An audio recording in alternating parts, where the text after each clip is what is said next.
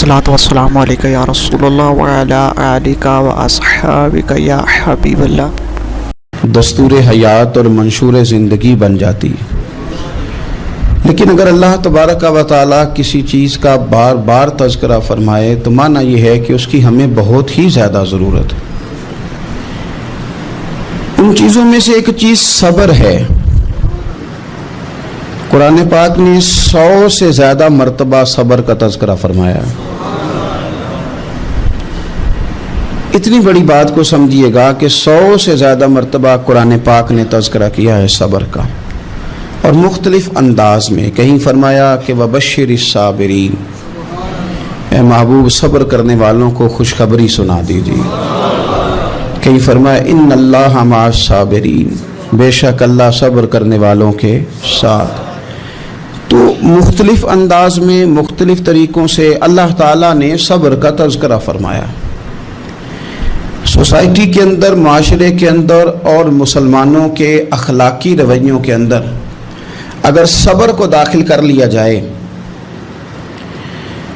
تو ہم محسوس کریں گے کہ ہماری زندگی نہ صرف یہ کہ آسان ہو گئی ہے بلکہ محبتوں والی ہو گئی ہے، چاہتوں والی ہو گئی ہے۔ ہمارے رشتے ایک دوسرے سے ٹوٹ نہیں رہے بلکہ بننا شروع ہو گئے۔ تھوڑا سا صبر بہت ساری چیزوں کو ٹوٹنے سے بچا لیتا ہے۔ قرآن مجید کی جو آیہ کریمہ میں نے تلاوت کی، یہ سورہ آل عمران کی آخری آیت ہے۔ اللہ تعالیٰ نے فرمایا یا ایھا الذین آمنوا اصبروا وصابروا، اے ایمان والو صبر کرو صابر بنو۔ اے ایمان والو صبر کرو اور صابر بنو۔ کیا مطلب؟ پہلے صبر کا مطلب یہ ہے کہ اگر تمہیں کوئی ذاتی تکلیف پہنچے تو اس پر صبر کرو۔ وصابروا، اس کا معنی یہ ہے کہ اگر دشمن کے مقابلے میں کسی اور کی طرف سے کوئی تکلیف آئے تو اس پر بھی صبر کرو۔ پھر فرمایا ورابطوا، اور ہمیشہ کمر بستہ رہو، اسلامی سرحدوں کے پہرے دار رہو۔ واتقوا اللہ، اللہ سے ڈرتے رہو۔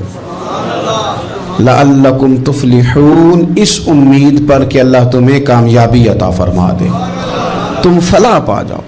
یا ایھا الذین آمنوا اصبروا وصابروا، اے ایمان والو صبر کرو اور صابر بنو۔ صبر کرو صابر رہو، یعنی جو ذاتی تکلیف آئے اس پر بھی صبر کرو، اور مصابرہ کا معنی سامنے سے آنے والی تکلیف۔ اگر بیماری آ گئی، کوئی پریشانی آ گئی، کہیں کوئی اپنا دنیا سے چلا گیا تو یہ ذاتی تکلیف ہے، اس پر بھی صبر کرنا۔ اور اگر اپنوں نے، بیگانوں نے کوئی تکلیف پہنچا دی، کوئی اذیت دے دی، وہ اذیت کئی صورتوں میں ہو سکتی ہے۔ تانا بھی ایک اذیت ہے، طنز بھی ایک اذیت ہے،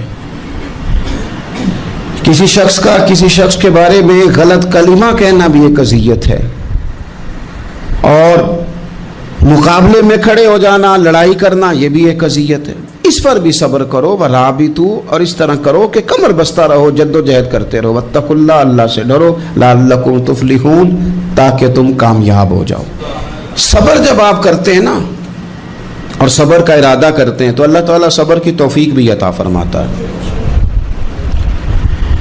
ہم نے یہ دیکھا ہے کہ ہمارے پاس نعمتوں کی کمی نہیں، ہمارے فریزر خوراک سے بھرے ہوئے ہیں، ہمارے دسترخوانوں پہ انواع و اقسام کی چیزیں چنی ہوئی ہیں، ہماری الماریوں میں کئی ہمارے لباس تیار شدہ لٹکے ہوئے ہیں، ہماری جیبوں میں ہماری ضرورت کا سرمایہ اللہ نے ہمیں دے دیا ہے۔ لیکن اس کے باوجود جو لوگ ایک دوسرے سے پیار نہیں کر پا رہے، جو ایک دوسرے کے قریب نہیں جا پا رہے، تو اس کی وجہ یہ ہے کہ صبر نہیں رہا، حوصلہ نہیں رہا، کسی چیز کو برداشت کرنا ہمارے مزاج کا حصہ ہی نہیں رہا۔ اور پھر چونکہ امت مسلمہ نے انقلاب برپا کرنا تھا، دنیا کو پیغام حق دینا تھا، اگر ان کے اندر حوصلہ ہی نہیں ہوگا، اگر انہیں صبر ہی نہیں کرنا آئے گا، استقامت ہی نہیں ہوگی، کہیں رکنا ہی نہیں آئے گا، تو یہ میدانوں کو سر کیسے کریں گے؟ کامیابیاں کیسے ان کا مقدر بنیں گی؟ رمضان المبارک میں بھی ماحول یہ ہو کہ افطاری سے 1 گھنٹہ پہلے نظر پوری ٹک جائے گھڑی پہ، اور تھوڑا سا بھی صبر مشکل ہو۔ اور رمضان المبارک میں سحری کے وقت میں اگر دہی والی دکان پہ بھی جھگڑا ہی ہو رہا ہو اور شام کو سامان خریدنے میں بھی اگر بحث ہی ہو رہی ہو، تکرار ہو، جھگڑا ہو، تو پھر سیکھا کیا؟ پھر وہ جو ہمیں تربیت دی جا رہی تھی کہ ہم نے صبر کرنا ہے، تو پھر ہم نے اس میں حاصل کیا کیا؟ حدیث پاک سنیں گے، آپ کی طبیعت بڑی ٹھنڈی ہوگی۔ میرے نبی پاک صلی اللہ تعالی علیہ وسلم نے ارشاد فرماتے ہیں کہ جو بندہ سوال سے بچنا چاہے گا، ارادہ کرے گا اللہ میں نے کسی سے نہیں مانگنا، فرمایا جو سوال سے بچنا چاہے گا رب اسے سوال سے بچا لے گا۔ اور جو لوگوں سے بے نیاز ہونا چاہے گا، کہے گا یا اللہ مجھے دنیا داروں کا محتاج نہ بنا، اپنی بارگاہ سے عطا فرما۔ جو لوگوں سے بے نیاز ہونا چاہے گا اللہ لوگوں سے بے نیاز کر دے گا۔ اور فرمایا جو صبر کا ارادہ کرے گا اللہ اسے صبر کی توفیق بھی عطا فرما دے گا۔ ارادہ تو کرے، پروگرام تو بنائے، توفیق تو اللہ دے گا۔ جو صبر کا ارادہ کرے گا اللہ صبر کی توفیق بھی عطا کر دے گا۔ اور حضور صلی اللہ تعالی علیہ وسلم فرمانے لگے، یاد رکھو کسی بندے کو جو بہترین تحفہ دیا گیا ہے نا، اگر کسی کو کوئی بہترین عطیہ ملا ہے تو پھر اللہ تعالیٰ نے اسے صبر عطا فرمایا ہے۔ یہ بہترین تحفہ ہے، اس سے زندگی سنور جاتی ہے، اس سے انسان باوقار اور مطمئن ہو جاتا ہے، اس سے اس کے شب و روز آسانی سے بیتتے ہیں، وہ دنیا کی پک ڈنڈیوں سے آسانی سے گزر کے اللہ کی بارگاہ عالی مرتبت میں سرخرو ہو کر حاضر ہو جاتا ہے۔ لیکن اگر بے حوصلہ ہو، صبر نہ ہو، پھر نقصان روز بروز بڑھتا ہے۔ اور پھر میرے رسول پاک صلی اللہ تعالی علیہ وسلم ارشاد فرماتے ہیں کہ اصل بات یہ ہے کہ اللہ تعالیٰ نہ کسی بندے کا درجہ بلند کرنے کا ارادہ فرماتا ہے، لیکن اس کے اعمال اس طرح کے نہیں ہوتے کہ اس کا درجہ بلند کیا جائے۔ اب رب کیا کرتا ہے، اللہ تعالیٰ اس کو مال کی، جان کی، اولاد کی کسی مشکل میں ڈال دیتا ہے، اس مصیبت پر وہ بندہ صبر کرتا ہے تو اللہ تعالیٰ اس کا درجہ بلند فرما دیتا ہے۔ اعمال اس قابل نہیں تھے کہ درجات بلند ہوں، وہ اعمال کی بنیاد پر نہیں کر سکتا تھا تو اللہ نے کسی مشکل میں ڈال کے نہ اپنے فضل سے درجہ بلند کر دیا۔ اب جو راہ طریقت کا مسافر تھا، جو سلوک کی منازل طے کر رہا تھا، جو اللہ رسول کے قریب جانے چاہ رہا تھا، اس کے لیے کتنی آسانی ہو گئی کہ مجاہدہ تو زیادہ نہ کر سکا، کثرت سے نفلی صوم و صلات کا بندوبست تو نہ کر سکا، تھوڑا سا صبر کیا، رب نے اپنا اور اپنے محبوب کا قرب عطا فرما دیا۔ تو یہ تو آپ صبر کرنے کے لیے جب نکلے ہیں تو آپ نے تو رب رسول کو پا لیا۔ یہ صبر تو وہ والا سفر ہے جس کی جو منزل ہے وہ اللہ رسول کا قرب ہے۔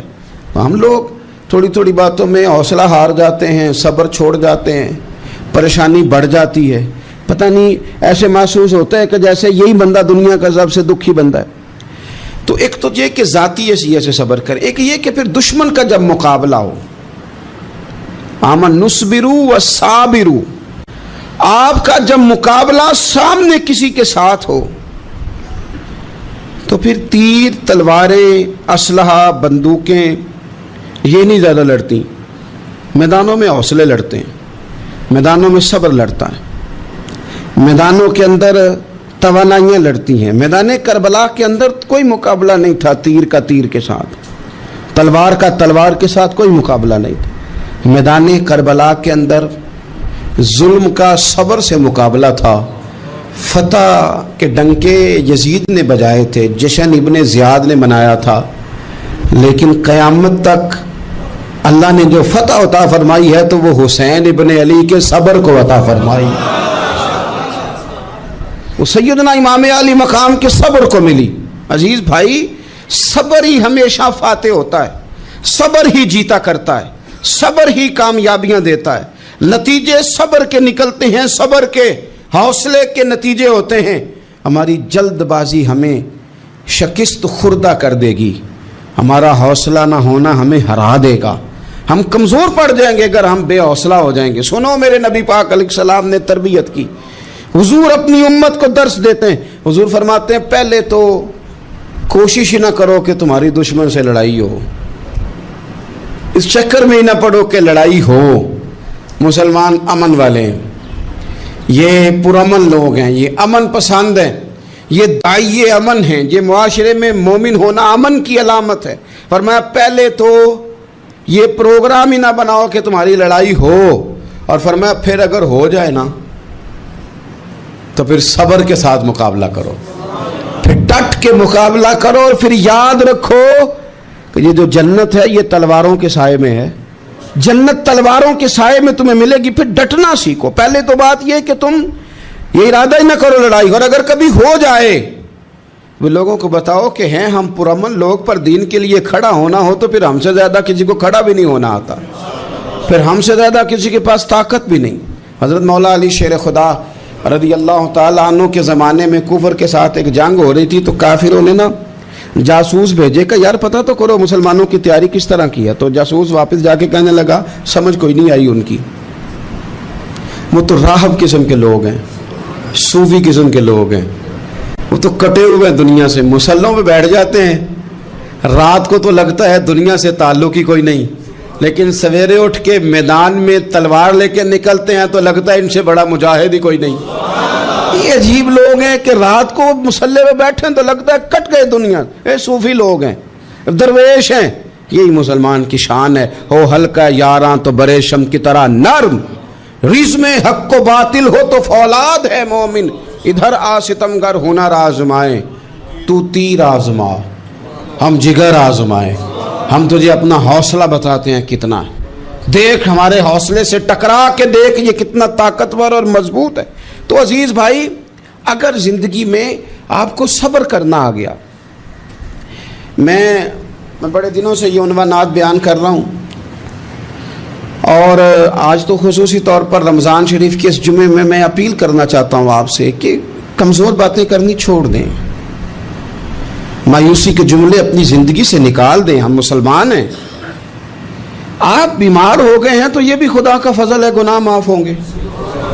اگر اللہ تعالیٰ نے فقیر بنا دیا، غریبی آ گئی ہے تو یہ بھی فضل ہے، امیروں سے پہلے جنت میں جائیں گے۔ اگر اللہ تبارک و تعالیٰ نے کسی جگہ آپ کو مکان نہیں دیا اور دوسرے کو دے دیا ہے تو آپ وہ لوگ ہیں جو عظیم سنت ادا کر رہے ہیں سیدنا بلال حبشی کی۔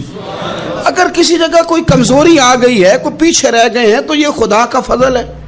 اللہ تعالیٰ نے چاہا ہمارے لیے جو فیصلہ تو ہم اس پہ راضی ہیں، لیکن اپنی زندگی میں اور شکوے اتنے بڑھا لیے ہم نے، اتنے بڑھا لیے کہ لوگوں سے شکوے کرتے کرتے رب رسول سے بھی شروع کر دیے۔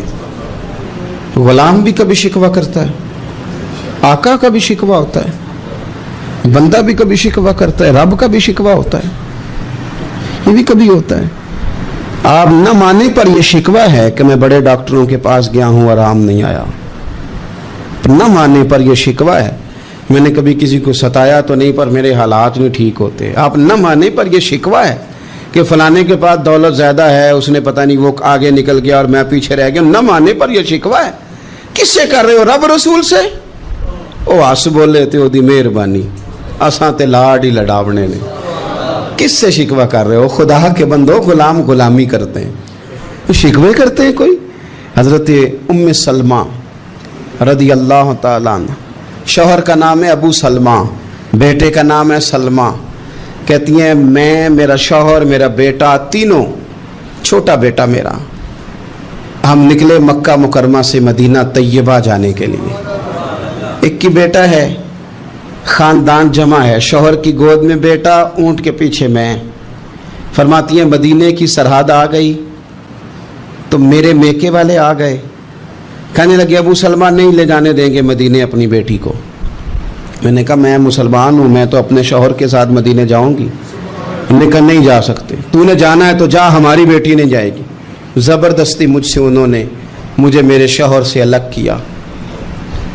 کہتی ہیں پھر میرے شوہر کے قبیلے والے آ گئے، وہ کہنے لگے اگر تم اپنی بیٹی کو نہیں نہ جانے دیتے تو یہ جو ہمارا پوتا ہے یہ ہماری نسل ہے، تمہارا نہیں، اسے ہم نہیں جانے دیں گے۔ وہ بچہ اپنی طرف کھینچتے تھے، میں اپنی طرف کھینچتی تھی، مدینے کی سرحد پہ۔ یہ جھگڑا زمین کے لیے نہیں ہو رہا، مکان کے لیے نہیں ہو رہا، حضور کے مدینے جانے کے لیے ہو رہا، حضور کے مدینے جانے کے لیے ہو رہا، مدینے جانے کے لیے ہو رہا۔ لنگ کئی مہینے تے برس گئے تے تیری دید نو دیدے ہی ترس گئے۔ انہوں نے بچہ کھینچا، میں نے اپنی طرف کھینچا، میرے بچے کا بازو اتر گیا۔ فرماتی ہیں میرے شوہر مدینے چلے گئے، بیٹا میرا میرے سسرال والے لے گئے, مجھے میکے والے لے گئے. آج بھی کچھ سیانے بندے کہتے ہیں اس کو نکال دو اور بچے چھین لو. ان کا بھی خیال تھا کہ بیٹا لے جائیں گے نا تو ابو سلمہ بھی مدینے سے واپس آ جائے گا, یہ بھی واپس آ جائے گی. اور یار اتنا بڑا بھی ظالم کوئی نہیں ہوگا جو ماں باپ سے بچے جدا کرے. فرماتی ہیں کہ وہ لے گئے چھین کے, میں میکے چلی گئی. لوگ روٹی کھاتے تھے, میرے حلق سے نہیں گزرتی تھی. زمانہ سویا کرتا تھا, میں سو نہیں پاتی تھی. بیٹا کہاں, شوہر کہاں, میں کہاں. ام سلمہ کتنی دیر تکلیف کاٹی. ام سلمہ کہنے لگی لوگو 1-2 دن نہیں, پورا سال بیت گیا, پورا سال. پر جے سونا ہی میرے دکھ وچ راضی, جے سونا ہی مارو مارو مینو مار مکاؤ, میں کوئی عذر نہ پیش لے آواں, او جے سونا ہی میرے دکھ وچ راضی. پھر سکھ نو چلے ڈاواں. فرمایا سال بیت گیا. لوگ صبح اٹھ کے کام کاج پہ لگ جاتے, کپڑے بدلتے, ڈیوٹیاں کرتے, اور میں سویرے اٹھ کے اس جگہ آ جاتی جہاں میرا شوہر اور میرا بیٹا بچھڑا تھا. میں سارا دن روتی, آہوزاری کرتی, حضور کے مدینے کی طرف منہ کر کے میں تڑپتی. سال بیت گیا, سال, ایک ہفتہ نہیں نکلتا بچوں کے بغیر. بڑے بڑے سیانے لوگ پردیس جاتے ہیں تو بچوں کی فوٹو دیکھ دیکھ کے روتے ہیں, لیکن کہتی ہیں ماں تھی, بیٹا بچھڑا اور پھر بیٹا بیمار ہو اور ماں سے جدا ہو, کتنی تکلیف کا منظر ہے. آپ فرماتی ہیں کہ 1 سال بیت گیا اور میں نے کسی کی منت نہیں کی, میں نے کوئی شکوہ نہیں کیا, اس لیے کہ جس حال میں رب و رسول رکھیں. یہ حوصلہ, یہ صبر, یہ توانائی. 1 سال کے بعد میرے چچا کا بیٹا میرے پاس سے گزرا, تڑپتے دیکھ کر کہنے لگا میری بہن تو سارا دن روتی رہتی ہے.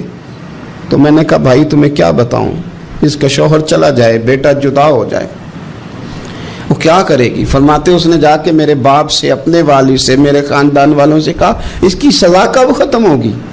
اس غریبنی کا قصور یہ ہے کہ یہ مدینے والے کا کلمہ پڑھتی ہے, اس کی غلطی یہ ہے کہ یہ مسلمان ہو گئی ہے, دین حق قبول کر لیا, کیوں نہیں تم خیال کرتے.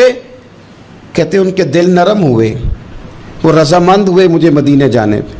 پھر اس نے کوشش کی میرے سسرال پیغام بھیجے, کب بس کرو, اور بچہ تو چڑیا کا جدا ہو جائے تو وہ تڑپا کرتی ہے, اور تم نے ایک جیتی جاگتی ماں کا بیٹا جدا کیا ہے. وہ بھی نرم ہوئے, رب نے اسباب بنائے, میرا بیٹا مجھے ملا.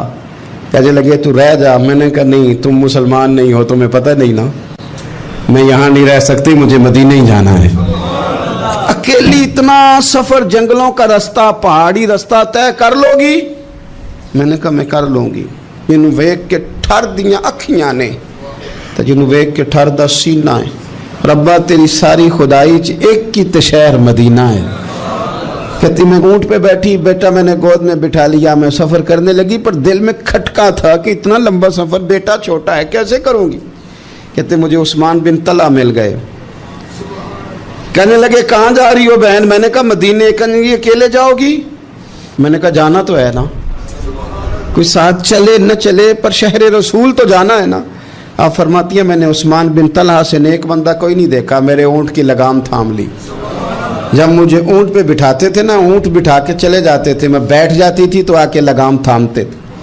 جب کہیں مجھے اتارتے تھے تو اونٹ بٹھا کے چلے جاتے تھے, میں اتر جاتی تھی تو اونٹ کو باندھتے تھے. سونا ہوتا تھا تو اونٹ بٹھا دیتے, میں اتر جاتی, وہ دور جا کے لیٹ جاتے. فرماتی تھی پھر میرے لیے میرے رب نے اسباب پیدا کیے اور میں مدینہ پہنچی. میں شوہر سے ملی, اور لوگوں میرے نصیب دیکھو, میں رہنے کہاں لگی, حضور کے مدینے میں, شہر رسول میں, شہر رہ پائے نظر ہوش میں آ, یہ کوہ نبی ہے. میں حضور کے حرم کی زمین اور قدم رکھ کے چلنا, ارے سر کا موقع ہے او جانے والے, مدینے کے خطے خدا تجھ کو رکھے, غریبوں فقیروں کے ٹھہرانے والے. کہتی ہے میں وہاں بسنے لگی. آپ فرماتی ہیں مسلمانوں شاید مجھ سے زیادہ تکلیف کسی نے نہ سہی ہو, پر دیکھو 1 سال پورا میں تکلیف میں رہی, اور جب میرا صبر سال کو پہنچا, صبر کی عمر 1 سال ہوئی, تو پھر رب نے بندوبست کیا. پھر میرے گھر والے بھی نرم ہو گئے, سسرال والے بھی نرم ہو گئے. رب نے میرے آنے جانے کے لیے ایک بندے کا بندوبست بھی فرما دیا. پھر میرا شوہر تک بھی میں پہنچ گئی, مجھے مدینہ الرسول بھی نصیب ہوا. 1 سال میں نے صبر کیا تھا, رب نے مجھے مستقل مدینے کا ٹھکانہ عطا فرما دیا. لیکن جو بندہ صبر ہی نہ کر پائے, جو صبر ہی نہ, جو کہ جی بڑی دور سے آیا ہوں, بڑی دیر ہو گئی, بڑا ٹائم ہو گیا, کب جا کے مسئلہ حل ہوگا, وہ جو آپ نے بتایا تھا وہ تعویذ کب اثر کرے گا, وہ دعا کب قبول ہوگی, وہ فلانا معاملہ کب, بھئی یہ ڈیٹ تو آپ کو رب رسول ہی دے سکتے ہیں. بندہ تو کوئی اطلاع ہی دے گا, پیغام ہی دے گا, دعا ہی کرے گا. اگر زندگی میں حوصلہ ہی نہیں ہوگا, اگر آپ کو یہ قرار ہی نہیں آئے گا, ٹھہرنا ہی نہیں آئے گا کسی میدان میں. دیکھیں کچھ ایسی اذیتیں ہوتی ہیں جو اذیت ناک ہوتی ہیں, لیکن اگر غلامی میں آ جائے نا آپ تو وہ اذیت ناک نہیں ہوتی, اس چبھن میں مزہ آنے لگتا ہے. کئی درد بھی مزیدار ہوتے ہیں, کئی درد بھی, کبھی زخم ٹھیک ہونے پہ آ جائے نا تو اسے چھیڑو تو مزہ آتا ہے, اس لیے کہ کچھ درد بھی مزیدار ہوتے ہیں. آتش سے کسی نے کہا تو روتا بڑا ہے, اس نے کہا محبوب کی یاد میں تڑپتا ہوں, ابھی تو ایک دل ہے, میرے تو خواہش تھی کبھی 2 ہوتے نا تو صحیح کر کے تڑپتا. رب نے دل ایک بنایا, کہتا وہ مزہ دیا ہے تڑپنے کہ میری آرزو ہے یا رب میرے دونوں پہلوؤں میں دل بے قرار ہوتا. درد میں بھی مزہ ہے, پر شرط یہ ہے کہ لوگ درد میں بھی جینا سیکھیں. ہم نہ آرام میں جینا چاہتے ہیں, پنکھے کے نیچے جینا چاہتے ہیں. کاش کہ ہمیں صحرا میں بھی نیند کا مزہ لینے کا طریقہ آئے, پھر زندگی کے سارے راستے آسان ہیں, پھر اقرا بھی مشکل نہیں. لیکن چونکہ حوصلہ نہیں, صبر نہیں, وہ والا قرار نہیں جو ایک مسلمان سے رب رسول کا مطالبہ ہے. حدیبیہ کے موقع پہ نا نبی پاک صلی اللہ علیہ وسلم نے جو شرطیں کافروں کے ساتھ طے کی تھی نا, حضور نے نور بصیرت سے کی تھی نا, تو انہی شرطوں نے پھر فتح کے باب کھول دیے. ان فتحنا لک فتحا مبینا. ایک شرط یہ تھی کہ اگر کوئی مسلمان مدینے سے مکے آئے گا تو مکے والے واپس نہیں کریں گے, رکھ لیں گے. پھر غور کریں, کوئی مسلمان اگر مدینے سے مکے آئے گا تو مکے والے واپس نہیں کریں گے, اور اگر کوئی بندہ مسلمان اپنے آقا کی مرضی کے بغیر مسلمان ہو جائے اور وہاں سے وہ مدینے آئے گا تو حضور پناہ نہیں دیں گے. تو میرے بھائی, محبوب کی طرف سے آنے والا نہ صرف سوکھ ہی نہیں قبول کرنا چاہیے, دکھ بھی قبول کرنا چاہیے, دکھ بھی قبول کرنا چاہیے. ہمارا یہ مسئلہ ہے کہ ہم نہ میٹھی میٹھی کے قائل ہیں, کڑوی کڑوی کے قائل نہیں. اگر وہ کبھی دکھ دے نا تو محبوب کا دکھ بھی سکھ سمجھ کے قبول کرو. ہاں ہاں, اس کی طرف سے کانٹا ہے کبھی تو اسے پھول سمجھ کے قبول کرو, وہ چبھے گا نہیں, انشاءاللہ مزہ ہی دے گا. وہ قبول تو کرو نا. تو اب حضرت ابو بصیر رضی اللہ تعالیٰ عنہ ایک صحابی تھے, ایک تو حضرت ابو جندل رضی اللہ تعالیٰ عنہ تھے نا, تو وہ تو حدیبیہ میں آ گئے. حضور مجھے لے جائیں, تو نبی پاک نے فرمایا میں نے وعدہ کر لیا ہے. ان کو بھی حضور نے واپس بھیج دیا, اور یہ بیچارے نا اپنے آقا کی جیل توڑ کے مکے سے بھاگ کے مدینے آئے. یا رسول اللہ مجھے قبول کر لے, میں بھاگ آیا ہوں, وہ بڑا ظلم کرتے ہیں, مارتے ہیں, تکلیف دیتے ہیں. وہ آئے تو ادھر سے نا اس کے مالک نے 1-2 بندے بھی بھیج دیے رکا دے کے کہ یا رسول اللہ آپ کا تو وعدہ تھا کہ آپ بندہ رکھیں گے نہیں. یہ آئے اور رکا بھی آ گیا. اب ذرا منظر کو سمجھیں. ہمارا تو یہ مسئلہ ہے کہ کہتے ہیں کہ میری 99 باتیں مانی ہیں, ایک نہیں مانی, لہذا میرا تعلق ہی کوئی نہیں. لیکن یہاں کیا کیفیت ہے, بندہ رو رہا ہے, تڑپ رہا ہے, حضور میں مار سے بچتا ہوا آیا ہوں, جیل توڑ کے آیا ہوں, مجھے قبول کر لیں. ادھر رکا آ گیا کہ آپ کا وعدہ تھا رکھیں گے نہیں. اب یہ کتنا مشکل مسئلہ ہے, لیکن رسول پاک علیہ الصلاۃ والسلام نے فرمایا ابو بصیر میں نے وعدہ کیا یار تجھے واپس جانا پڑے گا. ہوئے ہوئے ہوئے. لوگ تو کہتے ہیں نا کہ وہ پیر صاحب نے کہا تھا تو میرا کام نہیں ہوا, لہذا میری بیعت ہی گئی, چھٹی ہو گئی. ماحول ہی بڑا عجیب ہے. حضور نے فرمایا واپس جا, لیکن جے کر یار دے نام دا ملے مینا, پھر انہوں چولی پا لئیے مینے نو پنجے سٹیے نا. جے کر یار دے نام دا, سامنے والے نے تانا سمجھ کے دیا تھا پر یار کے نام کا تھا نا, اس نے کہا لا صحیح سونے کے نام کا ہے نا, تانا ہوا تو کیا ہوا. جے کر یار دے نام دا ملے مینا, انہوں چولی پا لئیے پنجے سٹیے نا. تے جے کر یار دے نام دی ملے سولی, پھر جھوٹا جھوٹ لئیے تے پیچھے ہٹیے نا. جھوٹا جھوٹ لئیے, اب لکھنے والے کا بھی اپنا انداز ہے نا، کہتے ہیں یہ بھی میرے لیے جھولا ہی ہے، یہ بھی آرام کی جگہ ہی ہے، جھوٹا جھوٹ لئیے تے پیچھا ہٹیے نا۔ حضرت ابو بصیر رضی اللہ تعالیٰ عنہ سے حضور نے فرمایا واپس جانا ہے، کہ سونے ٹھیک ہے، کوئی شکوہ نہیں، کوئی گلہ نہیں، یہ بھی میرے محبوب کا حکم ہی ہے۔ اور کیا بات ہے، میرے نبی وعدوں کے پکے ہیں، کیا بات ہے، حضور نے جو کہا کر کے دکھایا۔ کہتے ہیں میں واپس جا رہا تھا، ایک دو بندے ساتھ تھے، جب مدینے کی حد گزر گئی نا، حضور نے تو کہا تھا نا مدینے میں پناہ نہیں دینی، تو میں نے اس سے کہا یار تلوار بڑی سونی ہے، ذرا دکھانا۔ اس نے دکھائی تو ایک کی میں نے گردن کاٹ دی، دوسرا ویسے ہی بھاگ گیا، اور بھاگ کے حضور کے پاس آیا، جو اس نے تو مار دیا۔ تو سرکار فرمانے لگے میں نے تو وعدہ پورا کیا تھا نا، تم سے نہیں سنبھالا گیا تو معاملہ تمہارا ہے۔ اب حضرت ابو بصیر رضی اللہ تعالیٰ عنہ واپس آئے، عرض کی حضور اب میرے لیے کیا حکم ہے؟ حضور نے فرمایا میاں حکم وہی ہے، مدینے میں ہم نہیں رکھ سکتے، تم مدینے میں صحابہ تھے نا، حضور کی باتوں سے خوشبو لیتے تھے، مدینے میں نہیں رکھ سکتے۔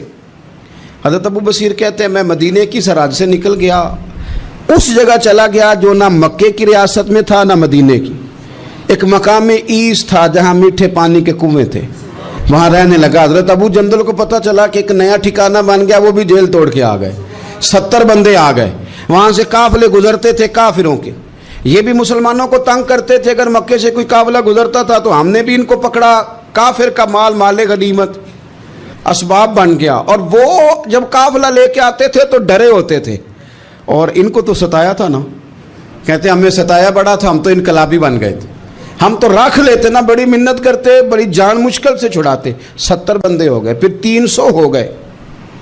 تب وہ بصیر کہتے ہیں دنیا مدینے جاتی تھی لیکن ہم تڑپتے تھے، ہم تڑپتے تھے، روت لنگ گئی ہے پھر باہر آندی، تے چٹھیاں مدینے آئیاں نہیں، ہم تڑپتے تھے کہ یار کوئی موقع ملے، روز رات کو روتے تڑپتے۔ 300 انقلابیوں کا جتھا صبر سے بیٹھا ہے مدینے کی سرحد پہ، اندر آنے کی اجازت نہیں، پر غلامی میں روز اضافہ ہو رہا ہے۔ صبر دیکھو، غلامی میں روز اضافہ ہوتا ہے۔ تنگ آ گئے کافر، پہلے بڑی ڈینگیں مارتے تھے کہ دیکھو ہم نے کیسی شرط منوائی ہے، کیسی شرط منوائی ہے کہ ان کا بندہ آئے گا تو ہم واپس نہیں کریں گے، ہمارا جائے گا تو انہیں کرنا پڑے گا۔ پھر اتنے تنگ آئے کہ خود آ کے کہنے لگے حضور مہربانی کریں، یہ شرط تو ختم کریں نا، اور ان 300 کو تو مدینے بلائیں، مہربانی فرمائیں۔ حضور بڑے خوش ہوئے، آج غلاموں کے نام پیغام لکھا، غلاموں کے نام پیغام لکھا، چٹھی لکھی حضور نے۔ چٹھی کس چیز کی لکھی؟ آ جاؤ یار مدینے آ جاؤ، چٹھی آئی مدینے آنے کے لیے۔ حضرت ابو بصیر کے نام چٹھی گئی، آ جا یار مدینے، آ جا تیرے نام پیغام سب لائی ہے سرکار نبی سے، اور آیا ہے بلاوا مجھے دربار نبی سے۔ پیغام آیا۔ حضرت ابو بصیر اتنے بیمار تھے کہ نزع کا عالم تھا، لیکن اس عالم میں بھی انتظار تھا۔ اس آخری ویلے اکھیاں میریاں رات تکنائے تیرا تے سجنا کچھ بھی نہیں جانا، یہ پا جاویں ایک پھیرا، تے سر میرے تے آن کھلویں تے پھر پردہ رہ جائی میرا، سوکھا نکلے صاحب ظہوری یہ ویخ لوے مکھ تیرا۔ حضرت ابو بصیر کو نہ وہ رکا گیا، حضور کی چٹھی گئی تو یوں چٹھی پڑی، حضور نے فرمایا آ جا نا، رستہ کھل گیا ہے، تو آ جا، کھل گیا رستہ۔ دعا فرماؤ مدینے کے رستے کھل جائیں، کرو نا یار دعا مدینے کے رستے کھل جائیں۔ کچھ ایسے ہیں جنہوں نے سارے دکھ سنانے ہی مدینے جا کے ہوتے، کچھ لوگ ایسے ہیں جن کے دل اور کلیجے پھٹنے کو آ گئے، دعا کرو رستے کھل جائیں۔ حضور نے فرمایا آ جا تیرا راہ کھل گیا۔ حضرت ابو جندل کہتے ہیں میں سرانے کھڑا تھا، حضرت ابو بصیر کے خط پڑھا، مسکرائے، اشارے سے کہنے لگے دیکھ میرے نبی کا خط ہے، حضور کی چٹھی میرے نام آئی ہے، پڑھنا۔ میں نے بھی پڑھی، پہلے روئے پھر کلمہ پڑھا، پھر میرا ہاتھ تھاما، روح ہی پرواز کر گئی ہمیشہ کے لیے، ہمیشہ کے لیے۔ وہ ظاہری جسم کے ساتھ تو مدینے نہ پہنچے، پر قبر میں گئے تو مدینے والے کی زیارت نصیب ہو گئی، قبر میں حضور کی زیارت نصیب ہو گئی، قبر میں۔ حضرت ابو جندل کہتا ہے میں نے جنازہ پڑھا، اور اسی مقام پہ جہاں انہوں نے انتظار کیا تھا نا، वो मकाम में इंतज़ार उनका मज़ार बना, मज़ार के साथ मस्जिद बनी, मस्जिद का नाम मस्जिद अबू बसीर रखा गया। उन्होंने उस इंतज़ार में जान दे दी, पर सब्र किया, शिकवा नहीं किया। यारो इतनी शिकायतें, इतने शिकवे। एक बात मेरा और करने को दिल कर रहा है। एक सहाबी थे हज़रत आसिम बिन साबित रज़ी अल्लाह ताला अन्हु, जंगे उहद में ना हुजूर के हाथ पे मौत की बैत की। जंगे उहद में बैत की, सोनिया तेरे नाम पे मरना, डट के लड़े। सलाफा बिन साद के 2 बेटे बदर में कत्ल किए इन्होंने। उसने कसम खाई कि माज़ अल्लाह मैं इनका सर मंगा के तो इनकी खोपड़ी में शराब पीऊंगी। सलाफा बिन साद ने ये कसम खाई कि मेरे 2 बेटे कत्ल किए, मैं इनकी खोपड़ी में शराब पीऊंगी माज़ अल्लाह। एक कबीला गज़ील था, उन्होंने उहद के बाद हुजूर से कहा कुछ कारी हमें दे दें, हमने कुरान सीखना है। तो नबी पाक ने कुछ बंदे भेजे, तो आसिम बिन साबित को भी भेजा, लेकिन उन्होंने धोखा किया। वहाँ जाके इनको गिरफ्तार कर लिया। जब गिरफ्तार करके मक्के वालों के हाथ बेचने लगे तो हज़रत आसिम बिन साबित ने तलवार निकाल ली। फरमाने लगे मैं काफिर का कैदी होके जीने से बेहतर है शहादत की मौत मर जाऊं। काफिरों का कैदी लड़े और फरमाने लगे मेरे कमान में तीर बाकी है, मैं लड़ूंगा और इतना लड़ूंगा कि तुम्हें पता चलेगा मुझे लड़ना आता है। और फरमाया मैं सब्र करूंगा और सब्र करके दिखाऊंगा, मैं डटूंगा और तुम्हें डट के। अकेला बंदा मैदान में डट गया, अकेला। जब तीर खत्म हो गए तो फिर नेज़ा निकाल लिया। ये बात आपको इसलिए समझा रहा हूं कि कुछ लोग कहते हैं जी मैं अकेला क्या करूं, तो ये आखिर में याद रखें कि सब्र आपने करना है चाहे अकेले भी रह जाएं, हौसला करना है चाहे अकेले भी रह जाएं। अकेले लड़े, तीर खत्म हो गए तो नेज़ा निकाल लिया, खूब लड़े। अब उसने कसम खाई थी कि मैंने इनकी खोपड़ी पे माज़ अल्लाह खोपड़ी मंगानी है, सर मंगाना है। और ये जो ले जा रहे थे धोखे के साथ, ये भी बेचने ले जा रहे थे। तो जब थक गए ना और चारों जानिब से जिस्म में तीर पे वस्त हो गए तो दुआ मांगी। अकेला बंदा और सब्र का मकाम, दुआ मांगी, कहा अल्लाह मैंने आखिरी दम तक तेरे दीन की हिफाजत की है, अब तू मेरे जिस्म की हिफाजत करना, इनके हथे ना चढ़ जाए मेरा जिस्म। हज़रत आसिम बिन साबित रज़ी अल्लाह ताला अन्हु शहीद हो गए। काफिर करीब गए जिस्म पकड़ने के लिए, गिरफ्तार करने के लिए, सर काटने के लिए, तो शहद की मक्खियाँ आ गई, पूरे जिस्म पे कब्जा कर लिया। करीब जाते तो मक्खियाँ लड़ती, कहने लगे पीछे हट जाओ, शाम होगी ना तोड़ जाएंगी, फिर हम सर काट लेंगे। शाम तक चारों जाने बैठे रहे, ना कोई हवा आई, ना कोई बादल बरसा, ना कोई तूफान आया। शाम को इन्होंने उठाना था, एक रेला आया पानी का और जनाब आसिम बिन साबित की लाश मुबारक को बहा के ले गया। मेरे रब ने उस मैदान में भी ये बतलाया कि जो सब्र करे ना रब उसके जिस्म। दोस्तों वीडियो अच्छी लगे चैनल को सब्सक्राइब, लाइक, कमेंट और शेयर करना ना भूलिएगा। जज़ाकल्लाह।